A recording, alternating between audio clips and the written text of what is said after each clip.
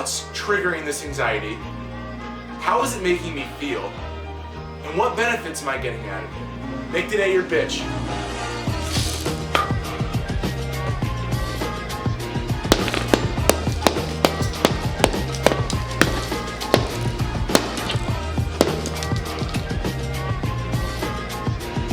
How's everybody doing? I hope you guys have taken some value from my first 9 episodes. Episode 10 is a big deal for me because it was a goal that I set out to accomplish back in January. It was took a little bit longer to accomplish than I would have liked, but that's life, right? And we need to roll with the punches sometimes. But during that time between 9 and 10, I experienced some anxiety. And the way that I really shot this anxiety down recently, a lot of people ask how I deal with it now that I'm not on medication, was with curiosity. Of course, I have a lot of different ways that I approach anxiety, such as meditation and different things along the lines of physiology and language and focus. But curiosity has been playing a pretty large part lately. It was something I came across recently with a psychologist that I listened to via podcast on mindfulness. And I really wanted to show it to you guys because it's something that you can implement on a day-to-day type of lifestyle in any anxiety state, in any anxiety-ridden situation, whatever it might be. So go back into your memories and think of an anxious time, an anxious memory. It may have been yesterday, it might have been this morning, it might have been last night, it might have been 3 years ago, right? But come up with a anxiety-ridden memory and think about it with this new information, okay? When you were experiencing that anxiety, you were trapped in your head and you weren't really feeling and experiencing what was happening around you because your head was going on and on with different what-if scenarios and all of that anxious thoughts that come with that feeling of anxiety, those shitty, self-critical type feelings. Imagine if while you're having these thoughts, you could just come up here for a second, right? Just try and visualize this in your head. And you ask yourself, what's triggering this anxiety? How is it making me feel? And what benefits am I getting out of it, right? 1, what's triggering the anxiety? What's triggering me to feel this way? 2, how am I feeling in my head? How am I feeling in my body? What emotions are going through? And 3, is it benefiting me in any type of way? You know, is it positive? Is it negative? Is it actually getting me somewhere that I need to go? Really visualize that in your head with your past memory and think about how you could have viewed it differently.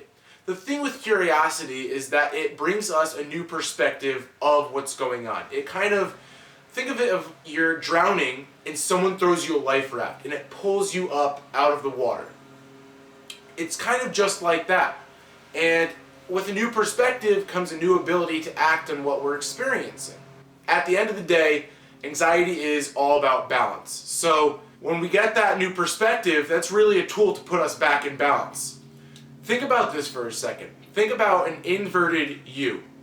On one side, we are so anxious through so much arousal of whatever's triggering us. And on one side, we have low anxiety and there's not much arousal. But on the top, there's this balance, right? So at both these spots, we have low performance. But at the top, we have high performance and we have balanced anxiety. So we're actually benefiting from the anxious thoughts or, the positive forms of anxiety that exist. So you can think of anxiety as a dance of trying to stay at the peak of the inverted U. I know it's weird for you guys to think, wow, how can anxiety be beneficial? It's always created me harm, negativity. It's always been destructive in my thoughts. How could it possibly be positive? Well, anxiety really started as a positive thing. It started as a survival tactic thousands and thousands of years ago when we encountered some type of predator who was going to attack us maybe 30 feet away. And it initiated this fight or flight type of response so that we would stay, fight the animal, or we'd back the fuck out really quick. So anxiety could be really beneficial. It's just about taking those tools out of your toolbox and applying them to the situation that you're feeling or the situation in your head that you are causing, maybe without even any triggers. That's how I experienced it with generalized anxiety disorder. The smallest little things could create me anxiety, whether it be a bad quiz grade or, I don't know, just being fourth in line at the airport.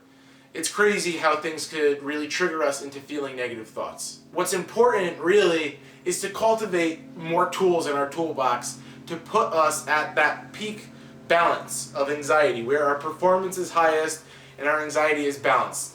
Not too little, not too much. You know, when we're in these spots, too little and too much, it becomes debilitating and we can't see what's in front of us. Think of yourself in that anxious situation that I had you draw up a couple minutes back, right? You weren't able to focus on what was going on around you. You were only focusing on what was going on in your head. And that's not good. It's never going to help you. The best thing to do, obviously, is to apply action to these different tools that are in your toolbox. But before you can apply action, you need to cultivate more tools, right? So curiosity might be one tool, meditation another, physiology and focus and language another, the triad, I did that in another video. It's really important to cultivate more tools because then you have, if one breaks, you have another one to back it up. So I started this email list recently, and it's called The Good Stuff. It's going to go out once a week, most likely on Saturday, and it's just going to have 3 or 4 articles or podcasts or things that I came across that I feel are really beneficial for you to just take a look at and read. It's only going to take a couple minutes for you to look at, and I really think that it can cultivate a new understanding of anxiety, maybe a new understanding of yourself, and be overall beneficial for you. So if you guys are interested in getting on this The Good Stuff email, you can, message me your email, or you can go on my Facebook page, the page, not my personal page, and it will say The Good Stuff on the sidebar. Click on that, and it'll have a little spot for you to sign your email, your name, blah, blah, blah. You don't have to put your name, but you do have to put your email, obviously. The first one will be going out this coming Saturday. I really hope you guys like it. I know it will be beneficial because it was articles that I have saved from the past and articles that I come across on a day-to-day basis. Like I was telling you about the podcast I listened to with the psychologist on mindfulness who brought curiosity to my plea. On a side note, I really encourage you guys to get on a one-on-one basis with me, whether it be through Instagram, comments below, Facebook messaging, anything for you guys to get in contact. You can ask me questions that you might not feel comfortable asking on the comments below my page, below my videos, and I can give you a little bit more of a personalized response to whatever those questions are, and I could share more information with you. Because through here, I like to keep it concise, and I like to give you information in a straight shoot, so I don't share as many stories. Anyway, I hope you guys fucking apply some action and enjoy your day, alright? Make today your bitch.